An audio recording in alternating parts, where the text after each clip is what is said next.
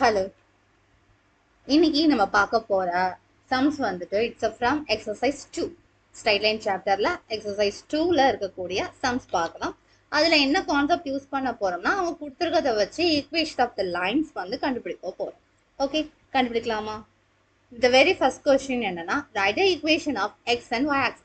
அது நம்ம very first கிளாஸ்லயே பார்த்தோம். எக்ஸ் ஆக்சிஸோட ஈக்குவேஷன்னா எப்படி இருக்கணும், ஒய் ஆக்சிஸோட ஈக்குவேஷன்னா எப்படி இருக்கணும்.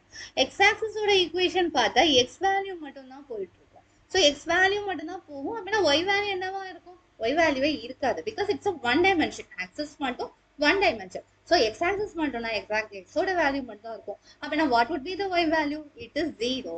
So equation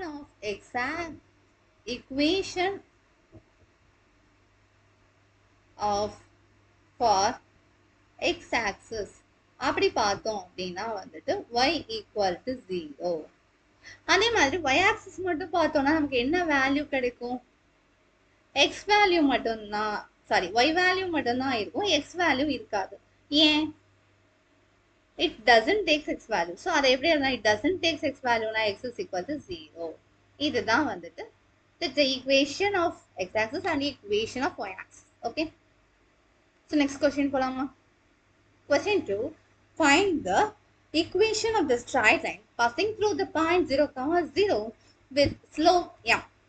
So slope and the point formula அப்படின்னு பார்த்தோம்னா y is equal to mx plus c. இது நம்ம பார்த்துருக்கோம். m அப்படிங்கிறது ஸ்லோப், cங்கிறது இன்டர்செப்ட் அப்படி பார்த்துருக்கோம். இப்போ சியோட வேல்யூ மட்டும் நமக்கு தெரியாது. ஸ்லோப் வேல்யூ எம்னு அவங்களே கொடுத்துட்டாங்க, சி வேல்யூ கொடுக்கல. ஆனா பாசிங் த்ரூ த பாயிண்ட் என்ன சொல்லியிருக்காங்க? 0, 0. பாசிங் த்ரூ த பாயிண்ட் 0, 0ன்னு கொடுத்துருக்காங்க. அப்படின்னா ஒய்க்கு பதிலாக 0 சப்ஸ்டியூட் பண்ணுங்க, எக்ஸுக்கு பதிலாக 0 சப்ஸ்டியூட் பண்ணுங்க.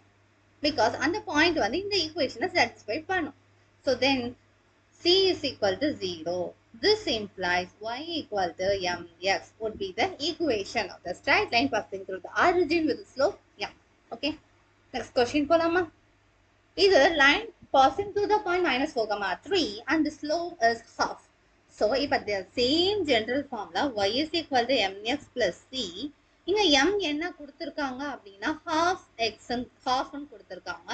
இப்போ இதுல c எப்படி கண்டுபிடிக்கணும் அப்படின்னா it is passing through the point 4, 3. அதனால yக்கு பதிலா 3, xக்கு பதிலா -4 சப்ஸ்டியூட் பண்றோம். சப்ஸ்டியூட் பண்ணிட்டு c வேல்யூ கண்டுபிடிச்சா -4/2 plus c, 3 is equal to -2 plus c, c is equal to 3 plus 2 which is equal to 5. Okay, so நம்மளோட ஈக்குவேஷன் என்னன்னா half of x plus 5. So இப்போ வந்து இதை வந்து நம்ம ரீஅரேஞ்ச் பண்ணி எழுதணும்னா 2ஆல எல்லாத்தையும் மல்டிப்ளை பண்ணலாம். மல்டிப்ளை பண்ண அப்படி வரும். So x minus 2y plus 10 equal to 0. So ரெண்டு ஃபார்மேட்ல எழுதலாம். இது y equal to ms plus 3 ஃபார்மேட்ல, இது general line that is ax plus by plus c is equal to 0 அந்த ஃபார்மேட்ல. ஸோ இந்த ரெண்டு ஃபார்மேட்ல எதுனாலுமே சூட்டபிள் ஆன்சர் தான்.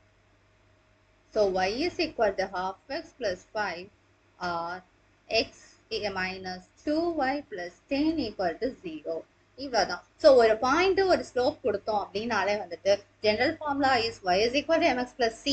அதுல வந்துட்டு m என்ன கொடுத்துருவாங்களோ அதை சப்ஸ்டியூட் பண்ணும். அதுக்கு பிறகு கொடுத்துருக்க பாயிண்ட் எக்ஸ்க்கு ஒய்க்கு பதிலாக சப்ஸ்டியூட் பண்ணணும்னா நம்ம c வேல்யூ கண்டுபிடிக்கலாம். அதை மறுபடியும் ஜெனரல் ஈக்குவேஷனை சப்ஸ்டியூட் பண்ணி நம்ம வந்து ஈக்குவேஷன் ஆஃப் லைன் கண்டுபிடிச்சிடலாம். ஓகே ஓகே, அடுத்த வீடியோஸ்ல நெக்ஸ்ட் சம்ஸை பார்க்கலாம்.